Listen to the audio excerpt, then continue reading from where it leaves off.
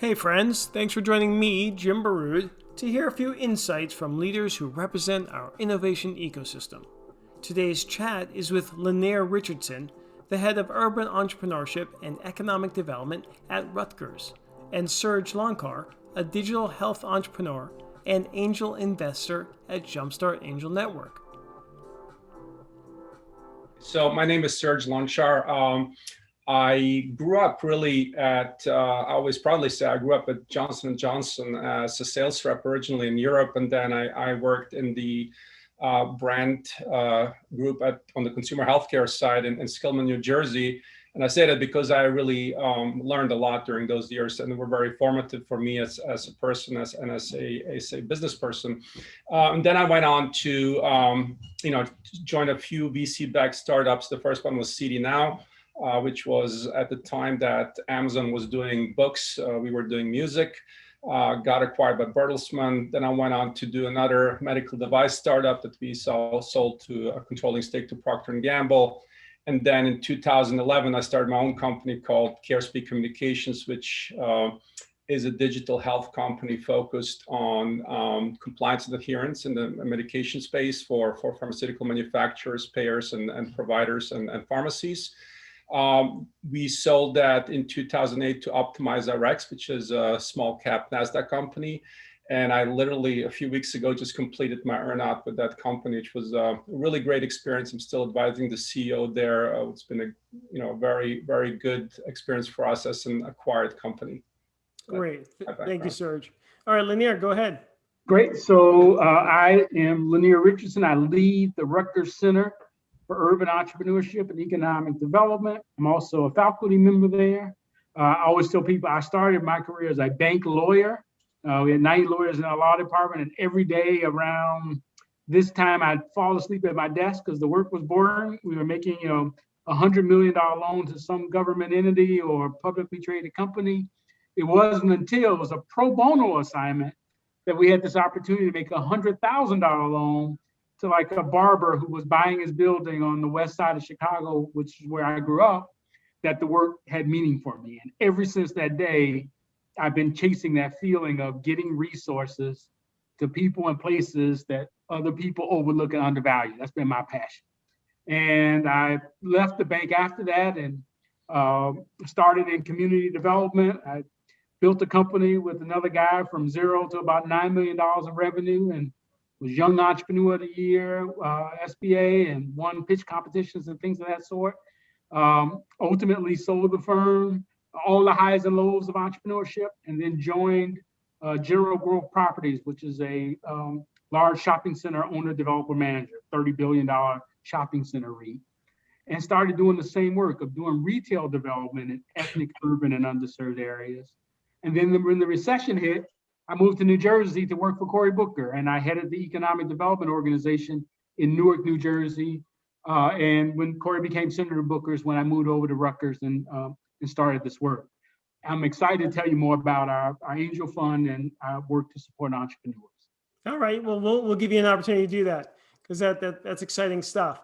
So first, let's talk about the entrepreneurial community, right? You both have pretty good sort of an idea of what's going on locally and regionally and perhaps even nationally. So tell us how you see how entrepreneurs are doing these days. Are things getting better? Obviously we've just been through a horrible year during this pandemic, and it's been uneven with the way it's affected folks, obviously. So let's talk about that a bit more. So Lyneir, why don't you jump off and tell us a bit more how you see it? Yeah. So I call 2020 hindsight, the year of pandemic, of protest, and the political pandemonium, right? The PPPP. And all of my entrepreneurs had to figure out how to pivot and all the other P words, how we're going to survive. Right? And the entrepreneurs that we have worked with at our Center for Entrepreneurship fall in really two categories. They're small entrepreneurs operating, Main Street businesses, brick and mortar type businesses. There are some entrepreneurs by necessity were laid off and they're doing consultancies. And then, we started this work of helping Black and Latino entrepreneurs start and scale technology ventures. In the current climate, everybody's trying to figure out how to pivot. Everybody's re-examining their business model. everybody's trying to find flexible, patient capital, and new new revenue, right? And that is just universal, right? And so some people have done really well with accessing capital from government sources, philanthropic sources. These macro announcements, $50 billion of capital committed to small business and racial justice investment from the Fortune 500 companies, to folks now trying to do business in a different way and find new revenue. So the entrepreneurs are optimistic, and people are trying to figure out how to stay in the game, continue to grow, and everybody's obviously looking forward to post shutdown, post stay at home order. Right. And how are things specifically in Newark? I know that's where you guys are based. Right. Are things getting a little bit, I know it's been rough for the city. Sure. So it's interesting.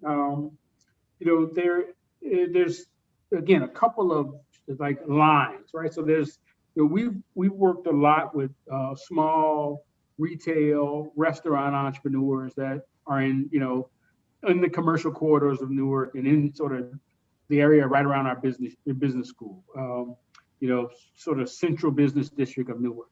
Well, those businesses are still struggling, right? Because Prudential's not downtown, Rutgers is not having students there, none of the colleges and universities are there. So, we have this great coffee shop and restaurants that we love.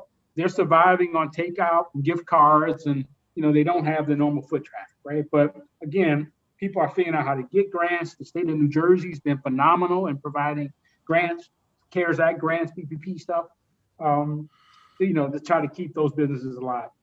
The tech companies, are still trying to figure out, can I use this moment to be able to find capital? And we have, Audible's Accelerator, our angel fund, other folks are saying, I'm using this moment to continue to evolve my business strategy. And then Newark's a warm, inviting, I call it sort of an embracing place for entrepreneurs who want to start and grow a company in an urban environment that's, experiencing a renaissance. So, again, if you're optimistic, you see opportunity for yourself in Newark.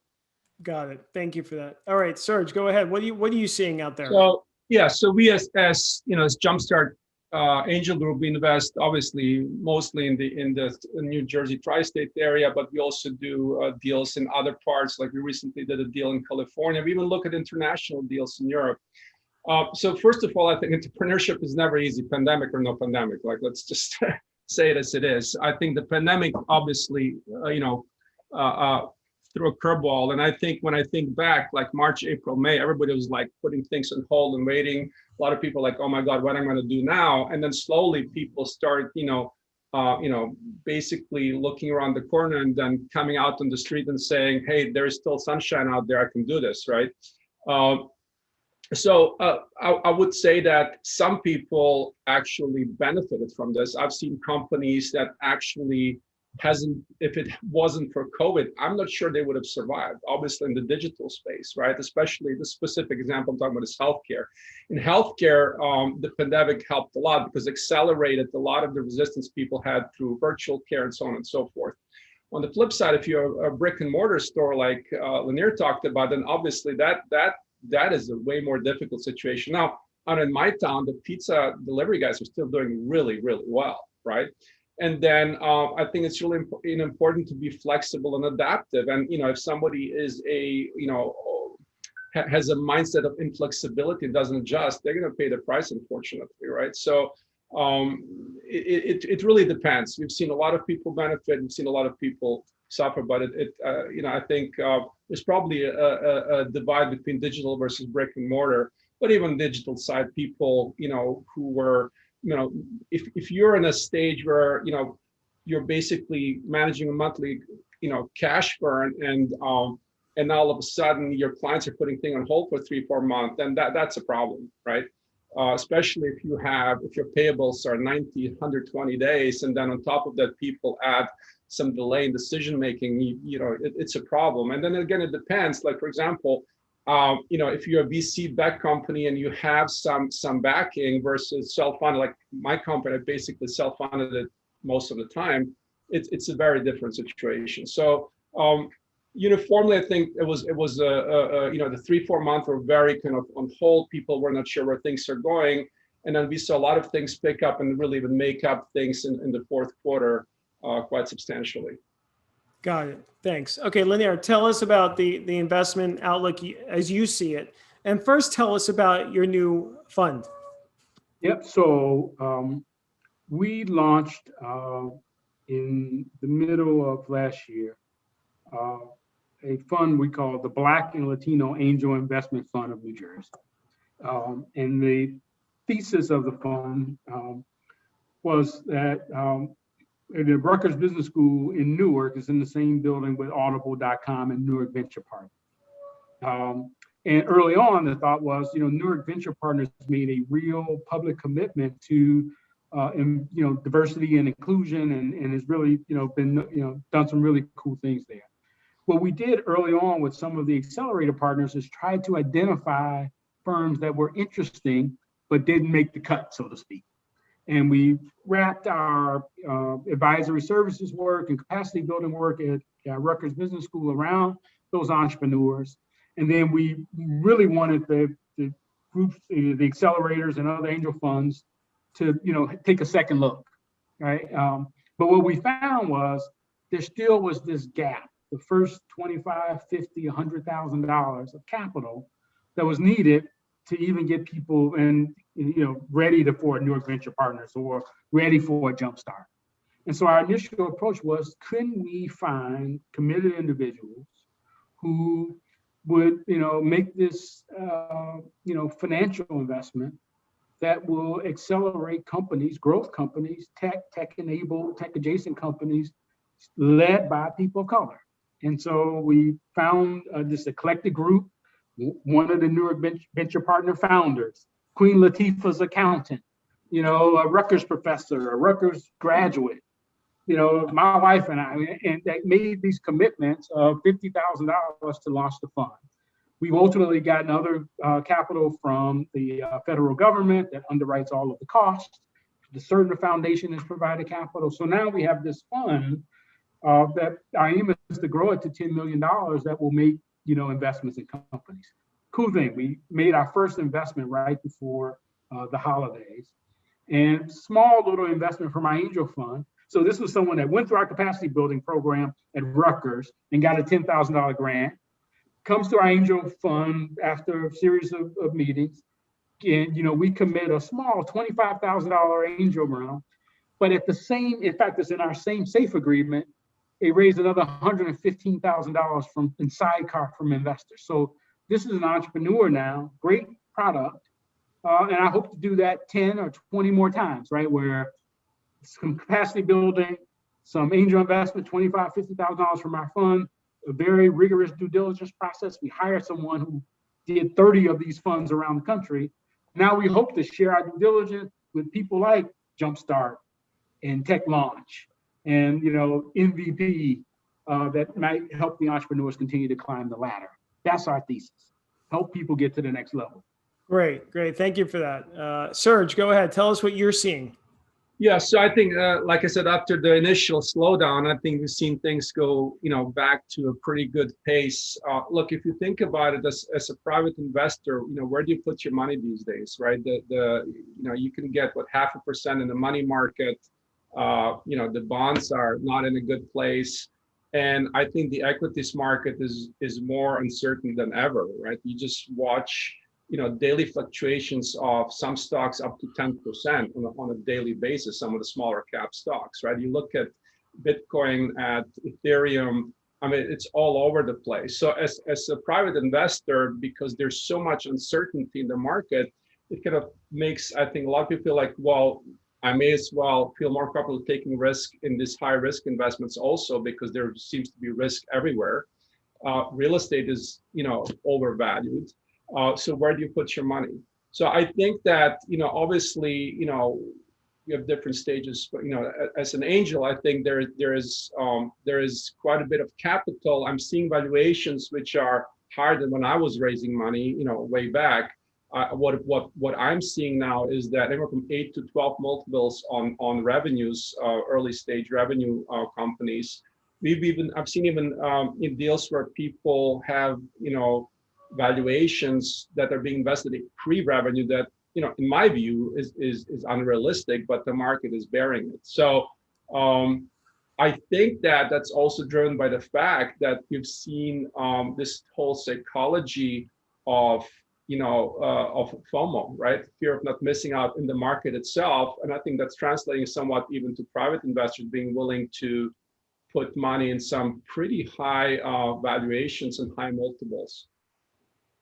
Yeah, no, and as we're seeing, as you know, now with Zoom, investors are more freely investing out of sort of their local geography, right? So I think that's good for everyone, right? Opens up new opportunities and also provides entrepreneurs, more funding avenues as well. What about the entrepreneurs now, as far as funding? Now, Lyneir, you just mentioned a great example.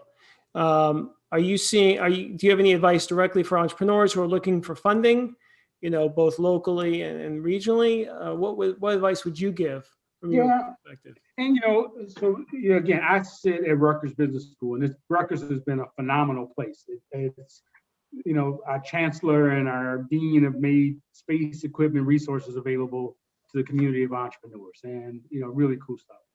What we have been working with entrepreneurs is first, where is their non-dilutive capital, right? So one of our professors, the esteemed guy Jeff Robinson, has helped entrepreneurs apply for SBIR grants, right?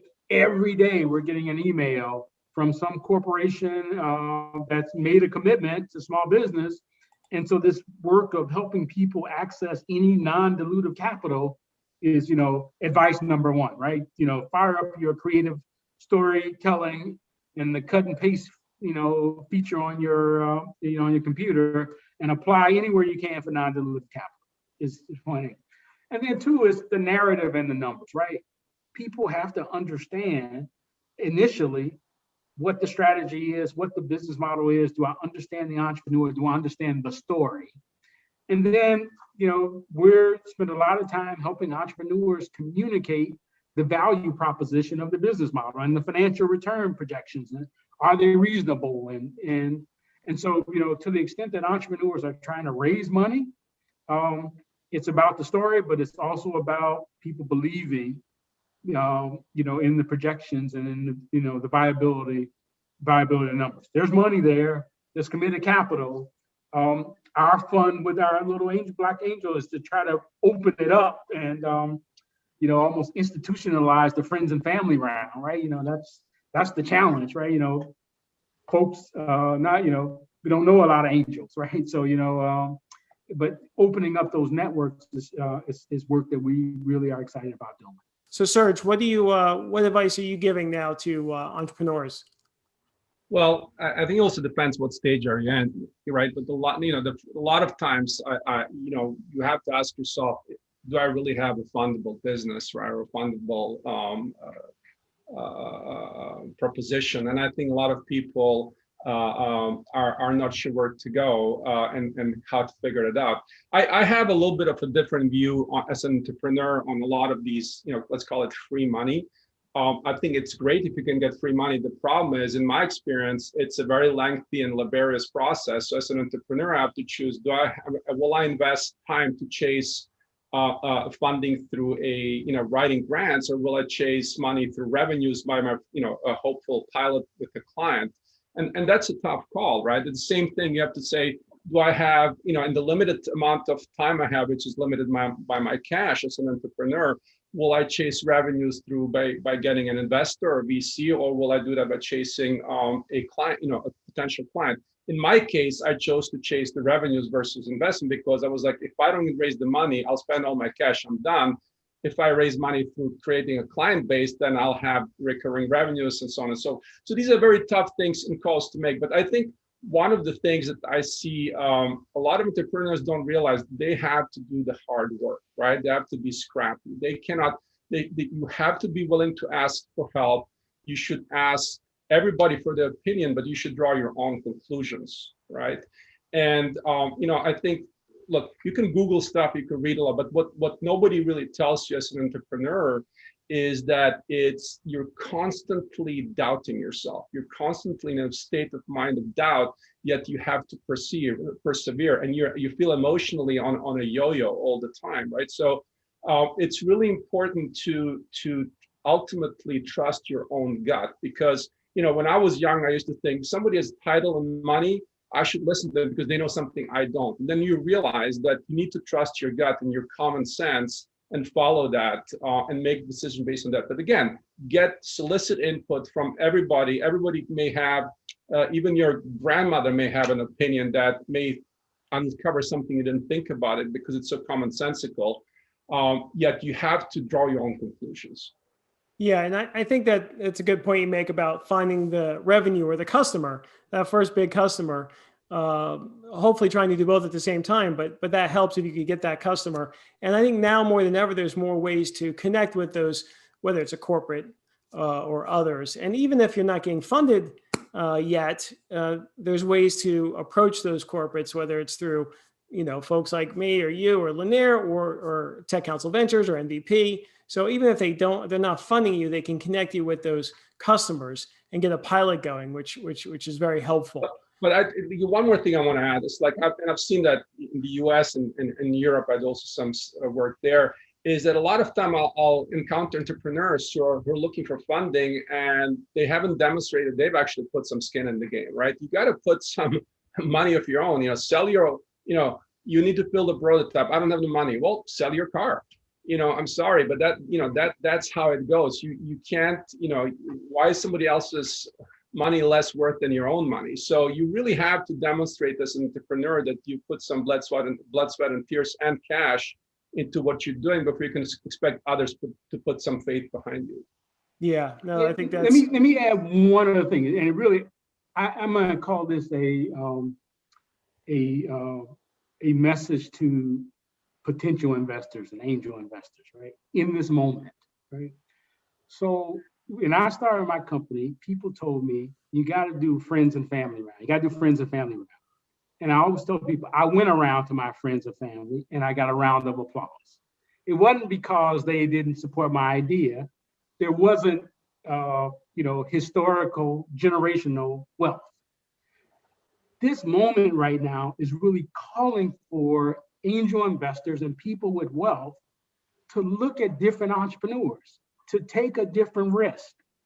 It's the reason why we formed our fund, because people are saying, I got a great idea, I got great experience, I have customer, I have revenue, and I still am not getting funded. And so there's an opportunity now for investors who want to, you see the income inequality, you see sort of the racial wealth gap and the strife in our community, and also recognizing that our economy would be supercharged if more people of color could grow companies and hire people. So that starts with folks taking risk in seeing opportunities and investing in companies that they might not have initially thought about. So I just wanted to take a moment and make the call to say, look at a different entrepreneur in a different way. If you haven't invested in a company that's led by a person of color in 2020, you're missing both an economic opportunity and you're missing sort of the social justice opportunity that really is needed right now. Before we get to questions, why don't you share with us just one thing that you tell all entrepreneurs, as they're trying to launch or trying to grow their business? Yep. Standard advice.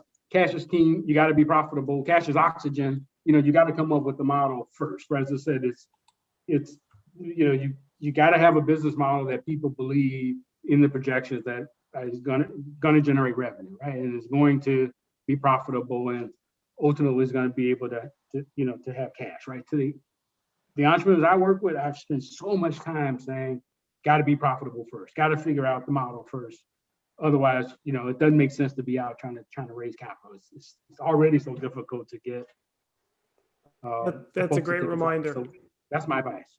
Great reminder. Yeah, I agree with you on that, Lyneir. I'm always blown away. Maybe because I bootstrapped my own company, so cash is king was always the mantra for me. And also, I came as an immigrant here when I was 27. Nobody gave me anything, so I had to watch every dollar. And I see this, there's a lot of companies that are kind of, well, let me just grab market share first. I don't worry about profitability. Well, I get it conceptually, like it just doesn't sink in, right here. It just doesn't feel right. It just doesn't make sense. So I'd say I'll echo what Lyneir say. The other thing, what's really important in my opinion, is to demonstrate a good product company and showing passion for your product. And I think it's also important to, especially like one thing I've learned, good programmers, right? Because a lot of startups are software-based companies these days. So what I've learned is that a lot of software people can find a high-paying job everywhere, and it's very hard to keep these people in order to, and they don't care about money as much because they can get money anywhere. So having a cause that they feel purpose around is really important in building in teams in general, especially when you have a workforce like software people who are flight risk at all times, because somebody's always going to offer them more money if they're a good programmer. So creating a purpose around your product and mission, and really living that passion on a daily basis is really important for you to, when you have the low points as an entrepreneur, plus for your whole team, and keeping them using it as a glue. Yeah, that makes a lot of sense. Let me get to questions. So one was, what is the typical return for an angel investor?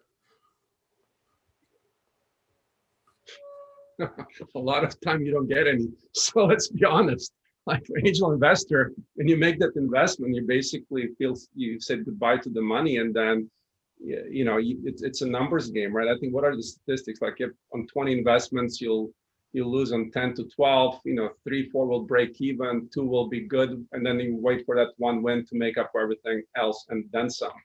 So, Yeah, echo the same thing. We just, did some research for the New Jersey Economic Development Authority, and it's the same thing. It's like, look, if you want to imagine that you're going to get a 12, 14, 15% return, you got to invest in 20 companies, and you don't know which one is going, what 10 are not going to work, what 5 are just going to return capital, and the 2 or 3 that are, going to outperform. But our aim, and the fund advisor that we have that set up 30 funds, and say, look, if you guys can, do the requisite due diligence and invest in 20 companies, the objective in his experience over 30 funds have been, investors should hope for a 12 to 15%, return over time.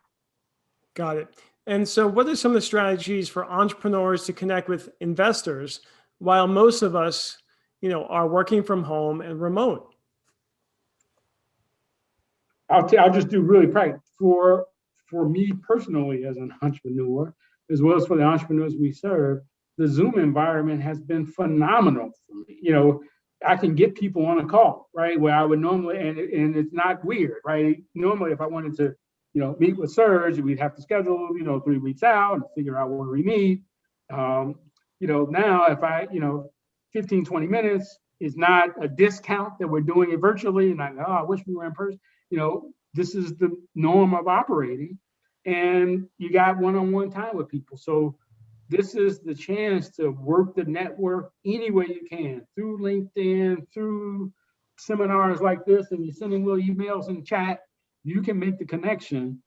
Unless somebody really doesn't want to meet with you, this is the time where you can get people on a one-on-one, more likely to get people one-on-one on a Zoom call to at least hear your story.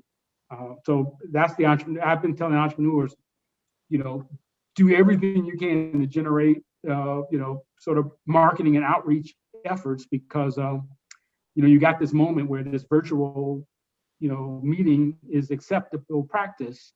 Maximize that moment. So I would say first, you need to know where you are in your journey. You don't want to, you only have so much ammunition to use, so don't shoot before you're ready, in the sense that don't be contacting angel investors before you're ready for an investment, right? So you need to understand that. Now, first of all, networking is important for every stage of growth that you're in. So, just connect with people, I agree. Virtual Zoom is very, very practical and it's easy. People, use LinkedIn, do your homework, right? Have a scorecard as to what you think you're looking for, whether it's your first client you're trying to pilot with, you're looking for investor, create a scorecard, and then it's just a tedious job of filling out your Excel sheet and tracking like a sales business funnel of who you contacted, who you responded, who didn't, and then fine tune your message, right? Less is more. So it's it took me probably, I don't know, 3-4 years before I got to the point where I can explain what I do in a simple manner. And it took me many tries and many blank faces where like blank looks saying like, what is this guy talking about? Until I realized how I need to present it. And it's an iterative process that takes time. So the more people you talk to and the more you can't be shy about it. Like I used to go to my kids' soccer games and like, yank other people's on the sleeve, say, what do you do? And if they said, I work in pharma, I'm like, let me tell you about what I do, right? You're constantly pitching, you're constantly evangelizing what you do, and you can't have no shame. You just have to show passion, and people will notice your passion, and that passion will basically get you to a certain point. On the flip side, obviously, you need to understand at what point do you draw the line and say, maybe I need to pivot, or maybe I just need to, and everybody has to figure out their own thing. But traditionally, I think there's a book called The Dip. Traditional people usually give up too soon, right? Right. So here's a follow-up question to the one about returns. And the question is, if you don't believe there's not much return on investment, why do you do it? And how long does it take to make a living out of it? Well, I don't do it for making a living out of it. I do it for multiple reasons. First of all, as an entrepreneur, I get excited about meeting other entrepreneurs, and I have the luxury now of being part of somebody else's journey. And it's a privilege. It's exciting, and so on and so forth. So for me, and I think for a lot of entrepreneurs, that for a lot of angels, that's the main reason. And then eventually you may even want to go involved in a company more than just as an investor. So different angels, you need to do homework in terms of like what's their investment thesis. Some may just invest in AI companies or industry, but others maybe in minority companies or women-led companies. So you have to understand, what is the personal interest of that investor, and make sure that you're the right match and position yourself appropriately. But I don't think anybody does angel investing professionally. If they're doing professionally, then they may start a small fund and so on and so forth. I agree with that. But again, it's hard to imagine saying I make my living, as an angel. However, I also agree that, it's all about connecting and a passion and trying to find a place where you believe your experience and your capital will have impact. Now, I'm a new angel, so to speak, and running a new fund. So I'm optimistic, and I believe the numbers that said if we can get a 12 or 15% return if we do our homework and invest in 20 plus companies. So I do expect that we'll have a financial return, and I imagine most angels have that same optimism about return on investment. Yeah, and let me just sort of emphasize that we're lucky in this state, in this region, to have a robust ecosystem where we do have wealthy entrepreneurs who are angel investing and helping other companies. And there's enough angel type groups and venture firms where they could be involved to, again, not necessarily make a living, but give back to the community, maybe hit that home run. But in the end, help others. And I think that's a really important thing for, I'm glad that question came up, because it's important to sort of realize.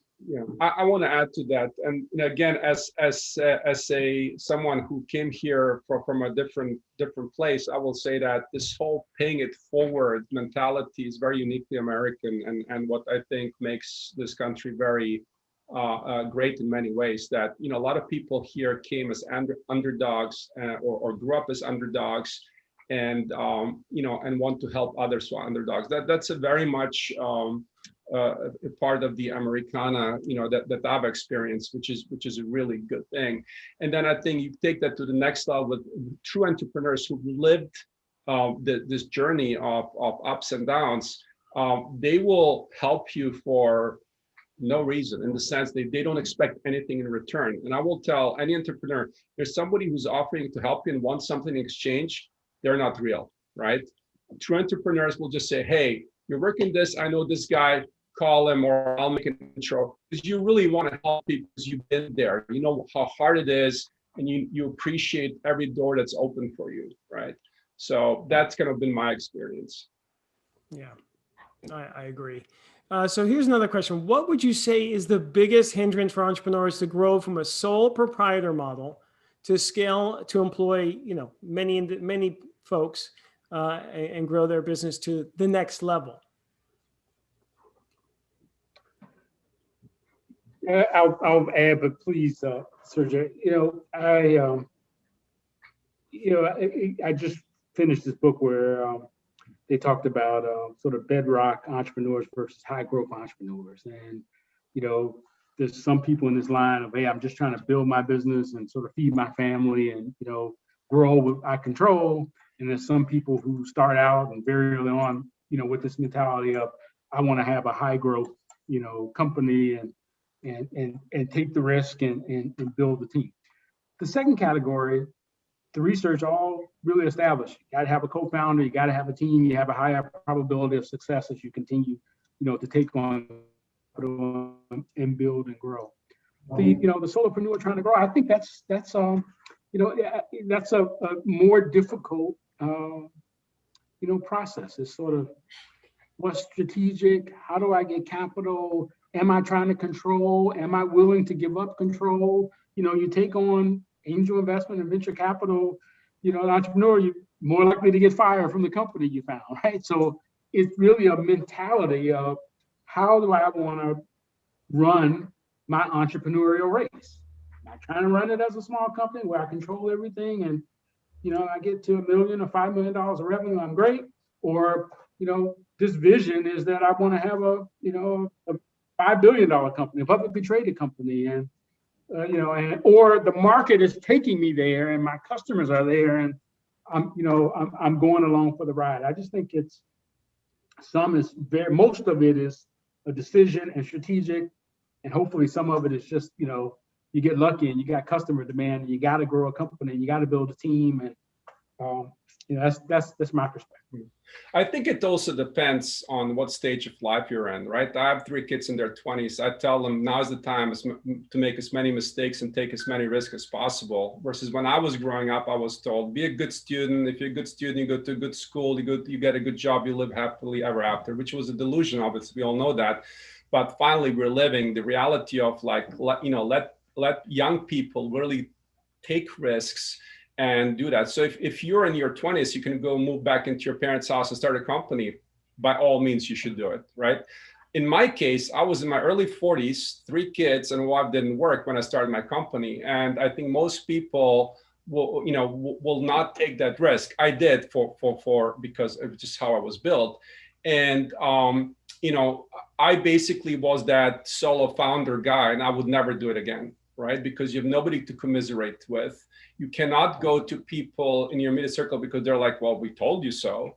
So you really have to persevere. And, when I started, I was we built a CRM that used interactive text messaging in healthcare. And everybody told me, you're nuts. Nobody will ever do that, let you use texting in healthcare. Turned out, we were right. And but the problem was I raised very minimum money from seed investment from United Healthcare, and then never raised $1 again for different reasons. But I would not recommend to do it that way because it's just too hard and too painful. So I would always recommend find co-founders. The sooner you do it, the better, in the sense that you have less people that depend on you that prohibits you from taking those risks, and just go for it. Great insights. Speaking of entrepreneurs who give back to the community, Mario Casabona is asking a question. What is your opinion about other regions in the U.S. from an investment and startup point of view? Serge, you have perspective? I really don't. I mean, my experience is, a little bit of the West Coast, mostly on the East Coast. And then, I've done some stuff in Europe. And I just think that we're so connected today with information that it really doesn't matter. And I've seen, you know, I come from what used to be the former Yugoslavia, so I follow people in Serbia and Croatia, and I'm blown away how well informed they are, and they live in a quote unquote, you know, developing country. But you know, people just have access to information equally everywhere today, and you know, you can live in you know, the furthest corner of the world, as long as you have internet access and you have intellectual curiosity and and have good communication skills, you can really learn a lot and be part of a lot of different things. I mean, I've seen, you know, virtual companies that are on multiple continents that are startups and function really well. So there probably are things that, look, if you're in the Valley, or if you're in New York City, sure, you're already kind of, you know, mentally wired differently because you grew up in that ecosystem, but versus somewhere else. But if you're built in a way where you're willing to take risk and you're curious, then, you know, there's really nothing to stop you from an information gathering and a networking standpoint. Yeah, I echo that. With the only, you know, in my economic development hat, I see, you know, other regions making the case. You know, Chicago, I spent time there. They're making the case that, you know, there's angel capital, there's university, there's, you know, infrastructure and support, and, you know, wealth.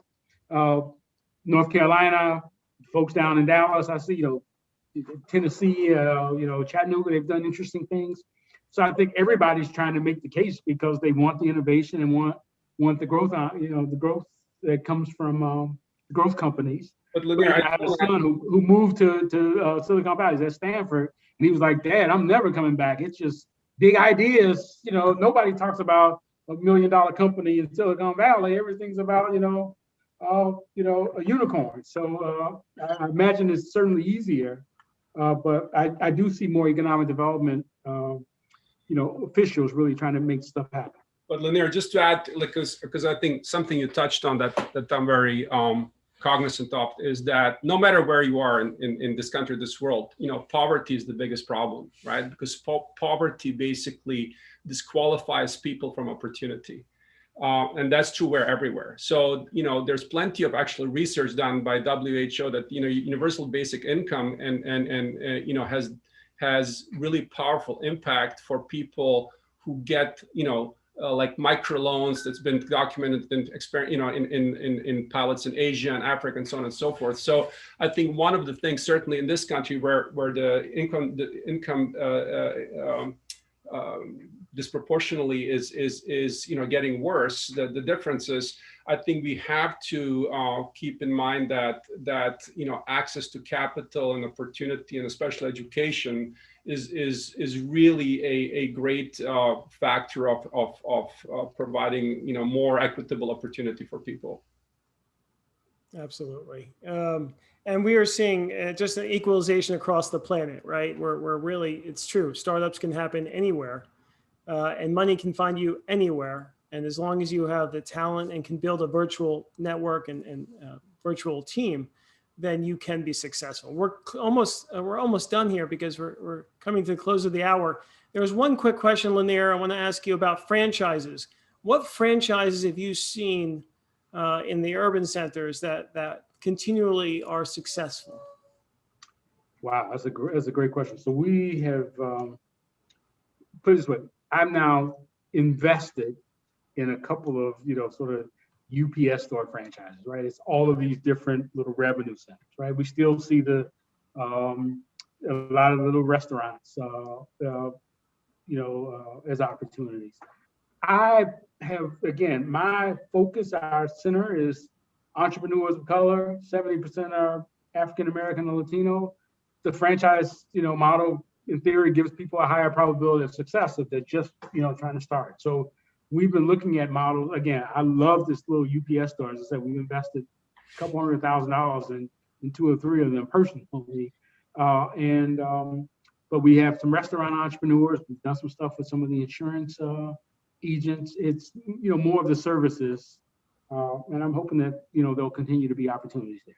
Got it. All right, we're going to end now. But before we end, I want to ask each of you to recite a poem or a saying that you want to share with the audience here.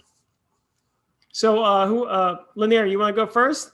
So yeah, I'll go first. Mine is a poem by a noted African-American, Dr. Benjamin E. Mays, president of Morehouse College. I love his writing, and this is a 50-word poem. It says, "I only have a minute, 60 seconds in it, forced upon me. I did not choose it, but I know that I must use it. I got to give account if I abuse it, suffer if I lose it.